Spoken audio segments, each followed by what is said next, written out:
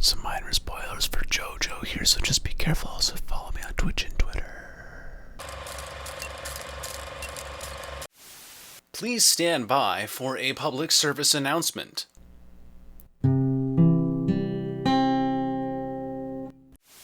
Hi, I'm Sojourner Kai, and I'm here to tell you that I'm reviewing an anime series and don't give a flying heck about the manga. And for those of you who may agree or disagree with parts in this video, that is totally fine. All I ask is that you don't take my critiques as a reason to give me anime suggestions. Thank you.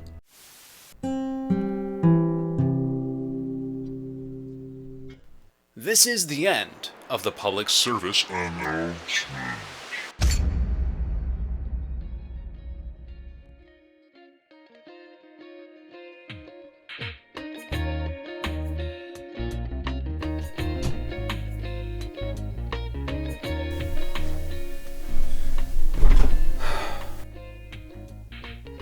154 episodes. I watched all 154 episodes of Jojo's Bizarre Adventure. So let's do some quick math here.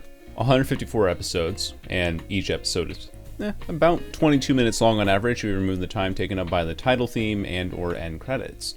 This gives us a grand total of 3,388 minutes of entertainment, which is equivalent to 56.46 repeating hours, or 2 whole days with another 8.5 hours added on top. Now, to be perfectly clear, I don't ever go into something wanting to hate it. To me, anime has always been the genre that fills the void of likable cartoons that companies here in North America have long since abandoned. And while not all anime has to be dark or violent, I find that the genre of animation isn't afraid to approach that concept either.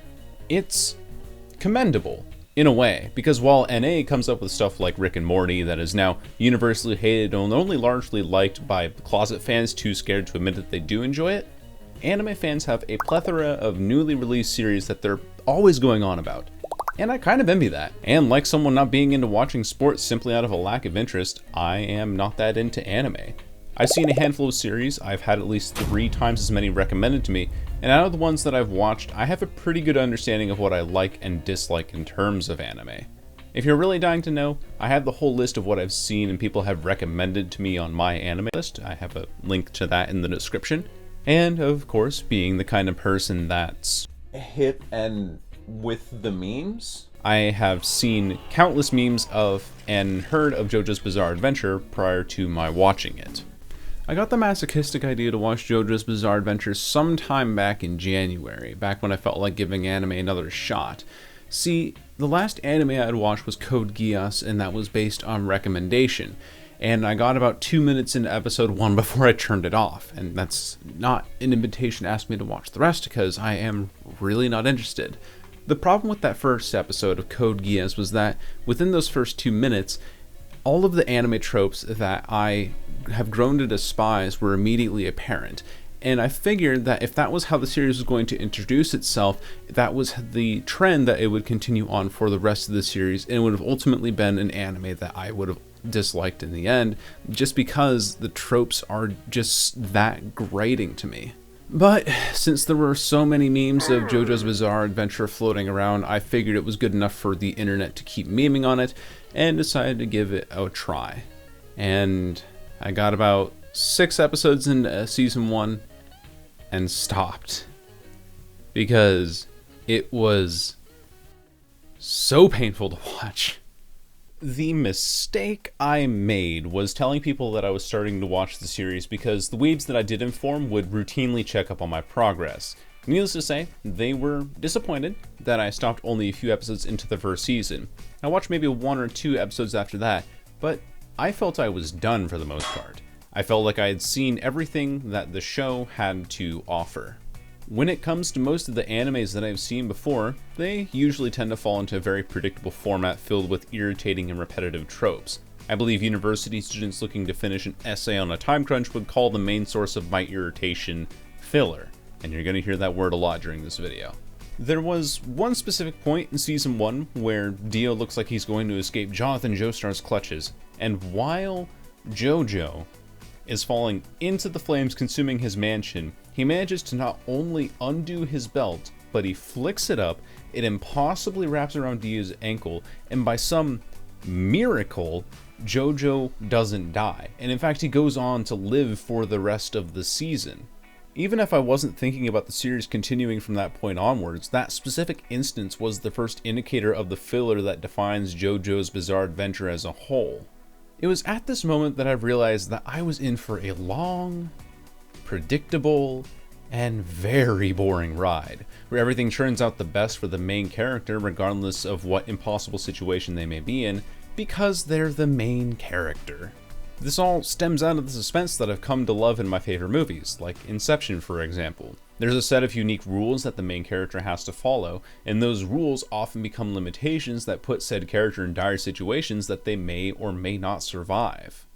Call me old-fashioned, but I like the tried and true storytelling format that takes a while to build up to one climactic moment or reveal.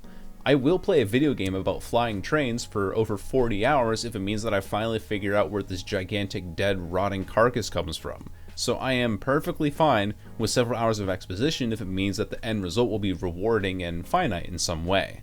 And I'm aware that comparing an anime to a Western produced and directed movie or a video game is unfair because a movie condenses their story into 2 or 3 and is usually resolved quickly, while a television series has 11 or so hours to cover. What I'm saying is that there needs to be some filler present to actually keep the show running for the expected runtime. I guess that's kind of fair, and most shows out there that we have, like Brooklyn Nine-Nine, all follow their own repetitive formats. Am I saying that all shows with some level of predictability are bad? Well, yes, but it's more of a preference thing than something I can definitively say is objectively correct, if that can even be a thing when it comes to most criticism. Conversely, my favorite anime, Re:Zero, has a point that it tries to build towards. The first and only season that's out so far ends in a satisfying way that didn't feel rushed or completely undeserved. Episodes prior to the finale weren't boring either, and they had their own set of encounters that both progressed the story or characters and made watching each new episode entertaining. I feel like JoJo's Bizarre Adventure could have done that as well, seeing as the first few episodes of Season 1 are spent on exposition and setting up a final battle. But does it follow through on that? There isn't an absence of a final battle per se, but every episode leading up to it is set up to have some new villain or impossible task for Jojo to take on. Like I said before though, he's established early on to be the inexplicably invincible main character, so every time he meets another villain in the show, it's more of a way to fill that time slot and keep viewers entertained for 22 minutes with power stancing. Let me backtrack a bit. So this character known as Dio has gained superhuman powers and is using them to wreak havoc on unsuspecting civilians. He gained the power through a mysterious mask that was in the Joestar family's possession, and his first act was to kill Jonathan's father, and ergo, defeating Dio becomes a personal matter right away. And at the start of the series, Jonathan only has one thing to his advantage. He's built like a Russian bodybuilder, but it's clear that he needs more than human limitations to take on Dio, who has now become an immortal vampire with inhuman strength and speed. This goofy character with a great hat named Baron Zeppeli tells him that he needs to breathe better and channel that breathing energy into Hamon, which supercharges his punches in such a way that they can decimate the undead. The funny thing is that Zeppeli and some other masters of Hamon that we meet later on all say that they've spent years honing their craft. Yes, all of these characters have all learned how to breathe in such a way that they can punch a zombie and obliterate it from existence. Amazing. Jojo suffers from the Dragonborn trope, where he learns said techniques immediately, and every time he pulls something off, it's met with a phrase like, "Oh wow, he's a natural, and he has so much power flowing through his trachea." And you'd think that with such a powerful technique within what's established to be an equally powerful user that Jojo would have his problems sorted right from the get-go. And you'd be right to think that. You would be totally wrong though. It was the same problem that I had with Captain Marvel, wherein the hero is given everything that they need to complete their mission right from the start, and all that they need now is the time to fully execute on it. Jonathan may be a great Hamon user and all as well, but then the show keeps finding reasons as to why he can't use his Hamon, or reasons why he can't use specific techniques to take on his enemies. Every time an enemy is defeated, He brings in a new technique that he learned that episode, and it's not brought up again until a later episode where that technique is then proven as useless, and he has to go and learn a new technique again to defeat that enemy, and the cycle just keeps repeating itself over and over again. Jojo learning how to defeat his next enemy is never a complete learning process either. It's brought to him in Epiphany almost every time, and in between all those epiphanies, both characters spend the majority of their quote-unquote fights yelling at each other about how they're so much better than the other. Even worse, none of the dialogue that's exchanged is based on information that we don't already know, and very little of it does a whole lot to advance the story or anything in Jojo's character. In other words, it's entirely filler. And just like trying to eat a bowl of croutons, it's painful, it gets stale very quickly, and it quite possibly left scars on the roof of my mouth. I admire his creativity, but in the end, part 1 of season 1 is a complete drag because it's all filler. Aside from maybe 1 or 2 plot points, virtually nothing of consequence happens to impact later episodes or seasons for that matter. There was even one scene where Jonathan is introduced to other senseis of Hamon, and they cut to 3 different panning shots of the characters greeting each other properly. It takes them literally 10 seconds just to say hello to each other. Like who are you people? The Ents from Lord of the Rings? Jonathan dies at the end of part 1, and Dio gets away in the most ridiculous way possible. The show becomes so over the top that Dio is decapitated, and his head, which is still alive and fully functioning, fends off Jonathan Joestar and manages to escape with the help of a follower to live another day. For 2 more seasons, in fact. The show then jumps ahead 50 years, and we're introduced to Jonathan's grandson Joseph, who also happens to be a powerful Hamon user. Part 2 I found was more watchable than part 1 solely because of the comedy that was injected to it and because it didn't directly concern Dio. Jonathan Joestar as a character, completely forgettable, seeing as his main character flaw was that he was so nice and polite to the point of naivety. The only thing that he ever does wrong is trust the wrong people. That's it. Compelling character, I know. Joseph, on the other hand, is a brash loud talker who goes in headfirst without thinking about what he's doing. Basically, talks shit, gets hit. The 2 jokes, or scenes, that got me chuckling were back to back, wherein Joseph pulls out a Tommy gun and he unloads it on the guy that attacks him at a cafe. Then, when he realizes that that won't work, he's like, well, I guess I have to run now. It's so unexpected the first time that the comedy of the scene was how it caught me off guard, and just like any brand of comedy, the joke is only funny the first time you hear it. Oh yeah, and there's also this obsession that the show has with English. Maybe it's a common thing in Japanese shows, I wouldn't really know, but Jojo really drives it home and it gets annoying after a while. Not because the English exists, but because it exists to make a comedic point, and the joke isn't funny after you've heard Hamon Overdrive for the 100th time. Then there's also the trope of, this is my most powerful technique, that fails against the next villain, so they have to pull some other magic powerful technique out of their ass that somehow magically works against that specific villain for that episode. Araki, you forgetful bastard. I don't consider myself a drinker, and I really only buy alcohol for certain occasions, such as birthday parties or if I'm invited somewhere and I want to bring something nice as a token of gratitude. There was a point, though, towards the end of season 1 of Jojo where I poured myself a few glasses of wine, and I have to admit that I forgot most of what happened towards the end with cars, but I do remember Joseph Joestar magically being able to pilot a plane perfectly, despite having little to no training prior to the moment that he needed to know how to. I mean, I assume, right? After all, his grandfather Jonathan and him are established to be like, I don't know, around 19 or early 20s or something, which in between whatever they did for school, I highly doubt Joseph learned how to fly a plane like a veteran in that time.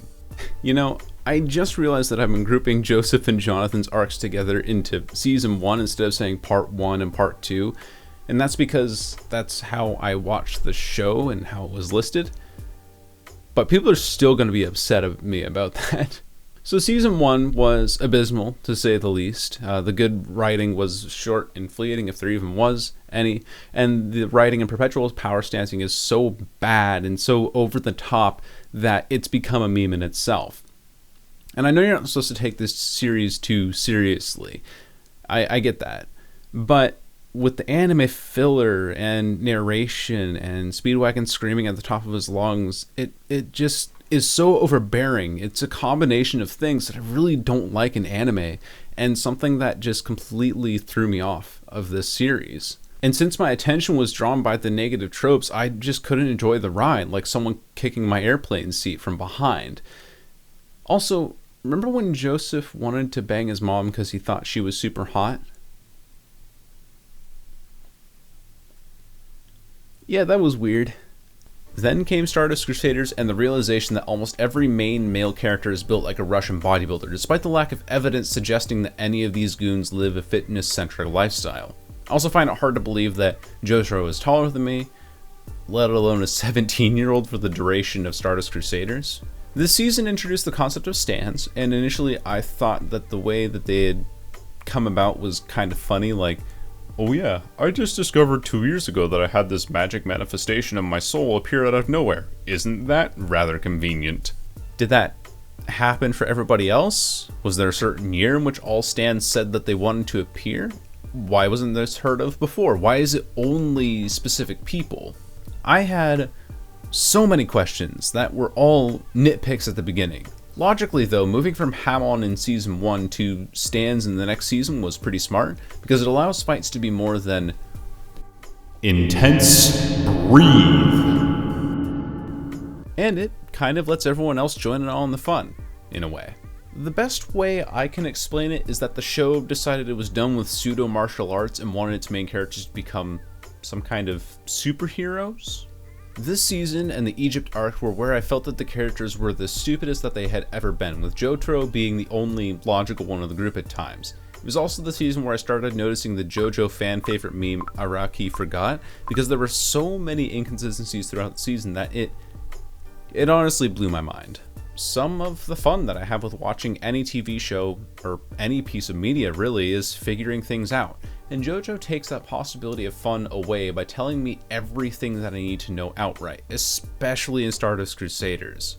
It's more apparent here because now we have a myriad of characters with a myriad of abilities, and in order for the episode to end, we have to have those abilities fully explained to us so they can kill off whatever villain they're facing, and we can move on to the next one. Polnareff. I hate this guy. In almost every episode, Joseph Joestar or somebody would say, "Oh yeah, we're finally safe now that we've defeated so-and-so." And the show would always use that line to cut to some shot of the villain snickering to themselves. Additionally, if there was absolutely nothing going wrong, the show would conveniently have Polnareff do something stupid so that they would be put in danger, and oh god, is another villain that has to speak for an unprecedented amount of time about how they're just so much better than everyone else. Polnareff proves himself to be smart in situations, and it's just irritating that he's the character that has to always yell the loudest and be the most clueless at any given time for the sake of plot convenience. He's not as useless as Kakyoin is for the majority of the season, but he's only slightly better for the most part. I'd say that the solution that the characters came up with in about every episode was either letting Jotaro use his Child of Prophecy-esque stand to punch his way to victory, or using someone else's stand but in a more powerful manner. In other words, the setup that each episode had didn't matter in the slightest because the ending was almost always the same. There were some notable exceptions, of course. I thought the Brothers episode was unique and the Magnetic Power Girl was kind of interesting as well. That's about it, really. Otherwise, there weren't any villains that I felt were worth remembering because of how the heroes of the story all reacted to and dealt with them in the same way. Furthermore, when it comes to villains, I much prefer a villain that the show builds towards by using episodes prior to the final battle to develop the main characters and a little bit of the villain themselves. Avatar: The Last Airbender was a fantastic example of this, where the goal of the group was to take down the Fire Lord using Aang's abilities. The conflicts that they ran into along the way were a result of Aang simply not being ready enough to take on such a massive task, and the people that the rest of the group encountered on their trip around the world. Now imagine Avatar: The Last Airbender, except Aang's already fully realized his powers and they just have to fly directly into the Fire Nation with his full power to defeat the Fire Lord. It would seem like a done deal at that point, and logically there would be no story to tell. Stardust Crusaders thrives on its filler, We don't see any growth within the characters until it's convenient, and every episode has to have some massive fight, otherwise they couldn't drag out the ending for 48 whole episodes. Additionally, since the stands in the first part of Stardust Crusaders were based on the tarot cards, I already knew how many villains there were supposed to be, and it was more of waiting for when which tarot card would show up. I was able to tune out of most episodes because nothing that happens to either the main characters or the villains have any lasting consequences aside from, yeah, they're dead now. Move on to the next one. I hated how whenever a character was going to die in a specific episode, that episode then dumped this kind of dramatic, washed out flashback sequence that talked about their life-defining tragedies and achievements up until that point. They had 30 episodes to give us the backstory of Calcuine, but instead they dump it all on us in the episode that he's supposed to die, which both ruins the surprise of his death and also further solidifies the fact the show does not care about character development despite it being given a regular amount of episodes to do so. In terms of characters, Jotaro was probably my favorite out of all of them, and that's sheerly because he didn't have to yell about the solutions that he was coming up with. Of course, the show still had plenty of issues. You still had Kakyoin being useless and Araki forgetting about his abilities to possess human bodies and damage people with paintings. You have Joseph Joestar, who's just there for his money and for English. You have Jotaro just conveniently being able to learn how to stop time at some point later in the show, even though he didn't ever have any training for that before, because his stand is just that powerful. It's just, oh, it's the Child of Prophecy stand. It has all the powers that we need it to defeat the bad guy in the end. Oh boy, it's the Child of Prophecy who doesn't have to have any character development because Child of Prophecy will win the game thing series fight in the end with the bad dude. Even then, Jotaro's being an ass to everyone wasn't exactly endearing either. And when it came to him coming up with solutions, it was more of a, oh, do I really have to do this kind of reaction that you'd expect from a teenager. He also called his mom an annoying bitch. And as someone who loves their own mom, I'm not sure if I was okay with that. Don't call your mom an annoying bitch. Tip of the day. My overarching problems with Stardust Crusaders lies in the fact that no matter what the characters did with their powers, they were always told that there was nothing that they could do to stop it. It's like, oh yes, we have found this way where there's nothing that you can do against my specific stand, like the lover's stand, for example. But then in the end, they find a way to defeat that stand, and so nothing that happens in this show ever has any consequence because the ending just always happens to be, oh, let's have somebody figured it out by using our stands and having enough willpower and friendship to figure it out. Whoop-de-doo, dude. And I guess I've had less to talk about here because all the points that I would make would just be reiterations of what I've already said before. But I do have one question. Why did they give Iggy such a human face? It's beyond disturbing. Season 4, or Part 5, Diamond is Unbreakable, whatever you want to call it, was the first season in which I felt interested in the show. It took 4 whole seasons to get there, but by golly we made it. Diamond is Unbreakable was the first season in which Dio wasn't the main villain, which is a bit of a relief because it allows the show to operate in a totally different direction. In fact, the whole season itself starts off with very little conflict being introduced. It's a story about high schoolers, basically, though these character designs have me really confused about everyone's age. I had a hard time believing that Josuke is 16 and that outfit is actually his school uniform. Kujo Jotaro makes a return appearance to set up expectations for the season. He claims that there are an abnormally high number of stand users in the area, and that he plans to stick around and investigate the cause. I've always been a sucker for pseudo-crime shows, with Psych and Monk topping the list in terms of my favorites that I've seen thus far. Jotaro being set up as a knowledgeable detective of sorts in this sleepy coastside town while we have this weird opening sequence where a woman is vaporized after making breakfast, only leaving her hand behind, set higher expectations in me for this season. Why, you may ask? Because not everything was explained to me outright, and it left me wanting to discover more. And looking back now, one of the key elements that I hadn't considered was the more or less permanent setting of Morio compared to the exploits of previous seasons that led characters all over the place. The characters that we encountered throughout the season had permanent locations within the town, so if they were to die, then the setting that they had been ingrained into would dissolve as well. Losing a character meant losing an entire aspect of the town. The season was also the most consistent with its characters, and those characters created a more interesting dynamic. I found that to be important because the characters that appeared in prior seasons, like Polnareff, whom I mentioned earlier, would change in their demeanor for the sake of making up an episode.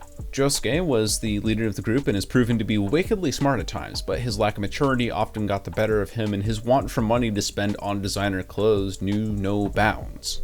Episode 19, where he wins the lottery through stand power, and episode 27, where he cheats Rohan out of his money, were the most highly indicative of that, though there were other points of reference that would indicate his desire for cash surpassed his otherwise good judgment. Okuyasu was consistently dumb throughout the show, and it was because of that that I was totally okay with him making some of these decisions that he did. He was routinely driven by avenging his brother's death, yet his inclination to have a gut reaction rather than a more brain-driven reaction was something that stuck with him for the entire season.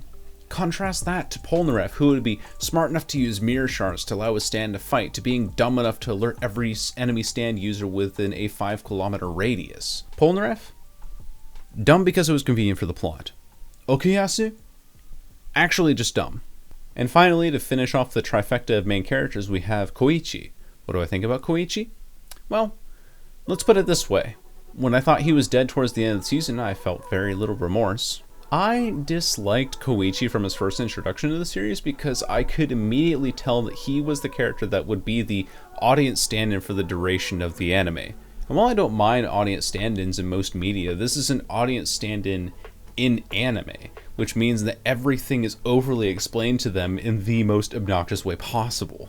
While other characters were out there making meaningful decisions and revealing more about themselves, Koichi's character was mostly bland and predictable. That is, until he got into a tough situation. Suddenly his demeanor changed to make him more badass, I guess? What we're learning here is that I hate characters that are inconsistent and that show random jumps in their development. In fact, if I think about back to the very first movie review I ever made about 4 years ago, I talked about how the characters would jump between different personalities depending on what best suited the scene, and that the dialogue was cheesier than a pantry filled with KD. And I'd be fine with Koichi going from being a wimpy 15-year-old to a much more confident character with gradual pacing, but apparently that's just asking way too much from frickin' Jojo. I'll admit it, I skimmed over most of the Koichi-centered episodes because I just didn't like his character, or his demeanor, or his voice. Koichi sucks. 2 out of 3 isn't bad though, and the characters are written different enough from each other where each one feels vital to the story, unlike Stardust Crusaders, where everyone kind of has the same tough guy personality going on, and they react to everything in the same way as a result. If you were to swap any of the main characters in Diamond is Unbreakable, though, you would get a much more different dynamic, and you do, because they do have some episodes where it's just Okuyasu and Josuke, some episodes where it's just Koichi, and you can see the difference in personality between these characters, where you don't see that nearly as much in Stardust Crusaders. In regards to filler, it still runs rampant through this series, don't get me wrong, but I remember in the first or second episode of the Diamond is Unbreakable part, there's a part where Josuke defeats Okuyasu, and Okuyasu starts monologuing and Josuke just walks right by him because he just doesn't care anymore. And I thought that was a great bit for the sake of making fun of monologues, especially the ones that are very common in anime. This season also introduced an idea that we hadn't seen in the prior 2 seasons. New stands that weren't all enemies. Stardust Crusaders, every episode there was a new stand, and every episode it was guaranteed to be an enemy. And while they were few and far between in Diamond is Unbreakable, I appreciated the fact that every time we met a new character, we didn't have to always end in some elongated fight sequence. Like the chef character. Sometimes we did, and those characters would then go on to have a change of heart and want to help the main characters instead. Other characters like Red Hot were villains that had proper build-up before their final fight. The main problem here is that although some of them are important, most of the characters we see and interact with are never seen again, or seen in the background for a final shot here or there. Okay, maybe I just like the chef guy. Then you have Kira. Kira was what had me the most interested in this season by far, and what actually got me interested in Diamond is Unbreakable. The mystery and suspense created by chasing down and bringing to justice this serial killer with a practically invincible stand was nothing short of exhilarating to watch. And I mean, who knows, maybe Stockholm Syndrome kicked in, and after having been captive by this show for so long, I finally snapped and I started thinking that the show was actually good by some merit. It's unfortunate that it takes 22 episodes to get around to starting the Kira arc, and it's unfortunate that it took 3.5 whole seasons for the show to have a villain that I actively cared about. I mean, cared about him dying, of course, but also enjoying the scenes he was in because, man, talk about cold and disturbing and calculating and intimidating. Like, he was a character that you wanted to see brought to justice. And when I first started watching Season 4, it was right after Season 3, and the most noticeable change between the two is the art style. Season 3 and prior seasons were far more gritty in terms of their color palette and design, while Season 4 was fairly cartoonish. The sky was a perpetual shade of yellow, the faces of characters had less of the rough line shading than before, eyes were bigger and brighter, outlines were more emphasized, not everyone was a bodybuilder. Overall, Diamond is Unbreakable felt softer in its visual representation compared to previous seasons, which is funny because I just finished talking about a hardened criminal, a serial killer no less, that takes up the latter half of this season. Part of that may also be because Josuke's ability with Crazy Diamond is that he can heal and repair just about anything into any configuration he wants after it's been broken. So as long as he's nearby, the main characters are at virtually no risk of being killed, and that tension that previous seasons sort of held is no longer there. Oh yeah, people do die, but it is a surprising few compared to Stardust Crusaders and the first two parts. Koichi, for example, nearly dies at 2 significant points in the season. He's brought back to full health by Josuke. Someone, whom I can't reveal because that would be a massive spoiler, gets blown up towards the last few episodes of the season, like full-on explosion, kaboom, and Josuke, who's there, intentionally reverts that damage instantaneously. I don't want characters to die, but I'm equally prepared for when they have to. A character's death can be meaningful in the sense that it emboldens and empowers a character to keep moving forward, like Okuyasu and his dead brother. It gives them something to fight for, but if Josuke is going to be healing people back to perfect health after they've lost 4 liters of blood, then what's the point of even putting them in life-threatening situations to begin with? I'm getting Ori and the Blind Forest flashbacks. And finally, what I liked the most about this season compared to Stardust Crusaders was the creativity present in the stands that we saw. Previously, each main character was based around the tarot cards, and the villains in the Egypt arc were based on the Egyptian gods, and I found their abilities to be equally as uninteresting and linear. Star Platinum can punch, Magician's Red can set things on fire, Silver Chariot can sword fight, and Hermit Purple exists. Comparatively, you have Okuyasu's The Hand, which could erase molecules from existence, Koichi's Echo's Stage 1, which would cause sound effects to reverberate through the bodies of his enemies, and so forth. The elements of these stands were far less straightforward and crude, and made for some interesting episodes, because instead of the solution being, let Jotaro punch this, or have Abdul set this on fire, the solutions were often more creative than that. To give you an idea, in one episode this stand called Highway Star, and yes, I know, pretty much every stand is a song reference, is introduced, and its power involves relentlessly hunting down prey that have stepped inside its illusory trap.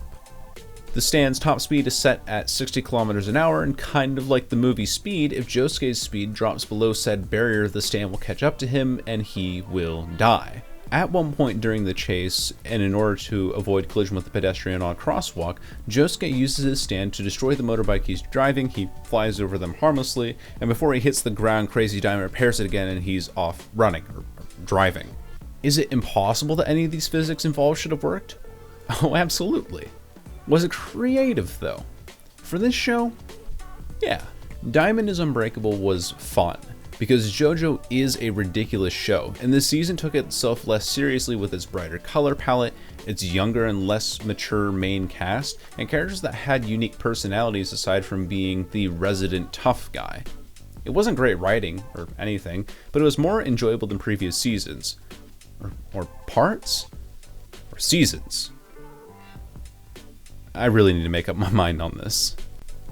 Guys, I hate to say it, but I think I like Season 5 the most. That seems to be the general synopsis, that Season 5 was the best one of them all. When I first told my friends that I was watching the show and was lamenting the fact that Season 1 was such a drag, a lot of them said, well, At least Season 5 is good. Now, there's a non sequitur fallacy in there because Season 5 being good has nothing to do with Season 1 being painful to watch, and even after watching Season 5, it doesn't make me appreciate Season 1 anymore. Nevertheless, it was that argument that prompted me to keep watching the show. And you may be wondering at this point, why would you make the longest video of your YouTube career a 40-minute plus video essay on a series that you know you're already not going to like? The reason being, that argument. I wanted to quell the arguments of, well, you only watched a few episodes into Season 1 and disliked it, but you haven't seen Season 5 yet. I wanted to say that even though I've watched all the seasons now, I still find the anime largely dislikable. Golden Wind was decent. Not because it walked away from the recurring tropes that plagued the seasons before it, but because it distracted from those tropes with notably better writing. The jokes were better, the characters all shared a dynamic relationship with each other that made their interactions differ from person to person, the stand users all had really fun abilities, and better yet, it was so largely removed from the rest of the Jojo continuum that it was a story capable of standing on its own. Previous seasons, I felt, relied far too much on the Jojo family line to make up a reason for the story. Everything was a reference to the first season, which at this point I feel is only recognized for its nostalgia and not much else. Golden Wind does kind of rely on understanding the history of Jojo to start, seeing as Giorno Giovanna is a direct descendant of Dio, and we get cameos from Jotaro and Koichi to kick off his backstory. The season as a whole, though, doesn't serve as a reminder for previous events in the timeline, because the events in Golden Wind are almost entirely self-contained. There were times where I completely forgot that Giorno was Dio's son because I'd come to accept him as just the main character of this arc. To top it all off, I really liked how the show attempted an approach at the whole anti-hero angle. The characters all believed in doing the right thing and wanted to overthrow the head of their mafia for the better of their city, but none of them, and especially not Giorno, could ever be considered regular heroes outright. I like conflicted main characters. Sue me. Unlike Season 4, where I was uncertain whether I liked the season as a whole or not, Season 5 was genuinely kind of interesting. I don't believe that Giorno is actually 15 years old or that Narancia is 17 because, let's face it, everyone still acts kind of the same. What I liked most about this season compared to previous seasons was that there was a main villain character established right away that the characters had to build towards. Of course, with previous seasons we had Dio, but Dio was the exact same character from episode to episode, from season to season even. Whereas the boss, Diavolo, was far more enigmatic and dynamic than Dio ever was. Dio? Great for the memes. Diavolo? Just great. And since the villain was something that we had to build towards by slowly uncovering more and more of the expansive Passione Mafia, the show actually took the time to have its characters play off of each other. It's difficult to say if the character development here was any different than in previous seasons because in some instances it seemed like a character changed slightly from a prior experience in that season, but will then go on to exhibit the same behavior they started out with later on irregardless. What they did do was create a cast of characters who all refused to wear a complete top, and who all had personalities that contrasted with one another pretty significantly. Ergo, some of the exchanges that the characters have come off as genuinely comedic. Not all the jokes rely on English, and unlike Stardust Crusaders, there were no characters like Joseph Joestar who were just there to yell out phrases that would detract from any scene. I found Giorno's transmogrifying abilities to be pretty ill-defined and fluid in comparison to a lot of the other characters, and that irritated me a little. It reminded me once again of Jotaro and his stand Star Platinum, where if no other solution seemed possible, Star Platinum would always have some hidden answer behind it. At the same time though, Giorno was fairly limited in his powers, and even better, we got to see him work in conjunction with other characters in the series. It wasn't a season of the next Jojo and convenient backdrops. It was a season of a cast of reliable and consistently useful characters, especially Bucciarati. Or was it Buccioletti? And the version I watched subtitled the Bucciarati, so I'm going to call him that. The train episode was great. The mold episode was cool. There were many episodes in the season that I would say were fun to watch. The stands were far more creative than before, but not overly convenient in a lot of ways, and the fight between Doppio and Risotto towards the end of the season was mint. Not because it was fluid choreography or fighting between the two characters, but because it did really well to display Diavolo's powers. It just works.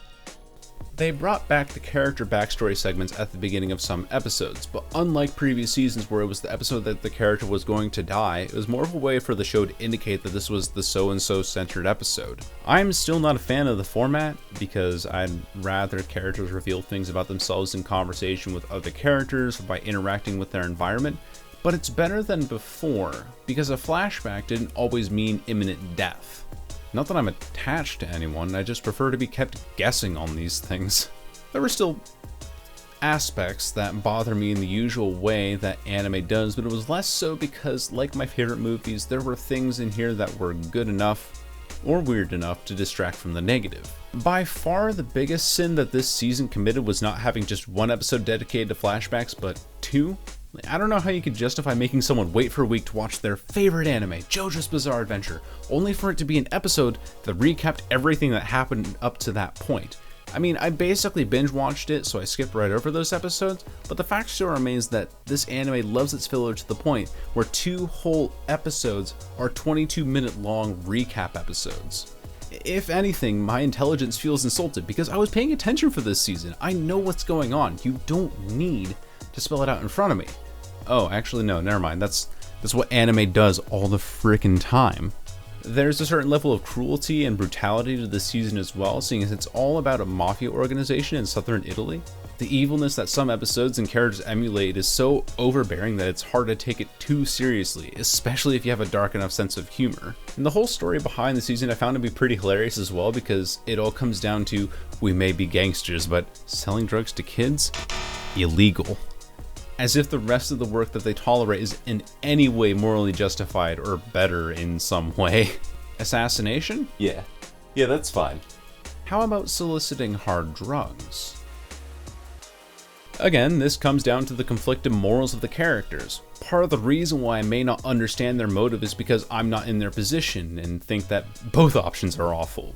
The other part of me says that it's still weird that these characters will commit any number of crimes against humanity, but selling drugs? That's where they draw the line.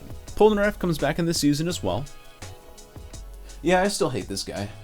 But like Jotaro and Koichi at the beginning of the season, Polnareff is there as a plot device. Instead of kicking off the story though, he helps bring it all to a close, where Giorno is, spoilers, so I guess it was kind of inevitable, victorious over Diavolo. This season was the most satisfying to me, because not only does it end by completing the task that the main characters had set out to do, but it also feels like what they've done has had some widespread impact given the time that it took them. It's basically another way of saying that Golden Wind learned how to utilize its setting to tell a story as well. In the first 3 seasons, the elements felt very self-contained to the Joestar lineage. When the characters interacted with other background characters around them, most of them were unchanged by whatever Dio was planning or doing up until the final battles of their respective seasons. Season 4 had a character that was silently wreaking havoc on the citizens of Morio, and it introduced several personalities that changed over time. However, once Kira was defeated, Morio pretty much remained to be that quiet, seaside village that it was at the beginning of the season. The characters who were the biggest threats to peace and prosperity were either defeated or befriended, effectively nullifying the possibility of conflict in that town in the future. I liked Season 4, but I felt it didn't change a whole lot about its setting. It didn't leave me wondering more about it. By contrast, Season 5 had some massive implications as to how the ending could potentially reshape Italy. The boss, the head honcho of an organization whose powers influence trade and politics in a major city, was defeated by a 15-year-old whose hair reminded me of deep-fried onion rings. Questions like, will this cause the mafia to collapse? And does this automatically make Giorno the head of the mafia? Came to mind immediately. Before those questions could be answered though, the season ended. A cliffhanger of sorts, but with enough of the main story tied up for it to be a satisfying resolution. I think I've said all that I want to say on the characters and the writing of JoJo's Bizarre Adventure. You know, the themes and the highs and lows of each season up to this point. And from here I just have a few notes that kind of encompass JoJo as a whole, but they're kind of filed into the tab of miscellaneous. I made it blatantly clear that I hated Stardust Crusaders, but one thing it can be noted for is its distinct art style. For some reason, whenever I think of JoJo, or whenever I saw JoJo memes in the past, I always associated those memes with the art style of Stardust Crusaders. It's much more angular and gritty, and when you compare it especially to the color schemes that are used in Golden Wind and Diamond is Unbreakable, it kind of has this darker tone that really fits the sort of darker theme that the anime is going for half the time. I feel like anime as a genre today prides itself on this softer look for its characters, while JoJo kind of sets itself apart in a way. And if you had shown me like a list of main characters from an anime and wanted me to point out who they were, or wanted me to see if they were even from different animes, I would have been like, who is... I don't...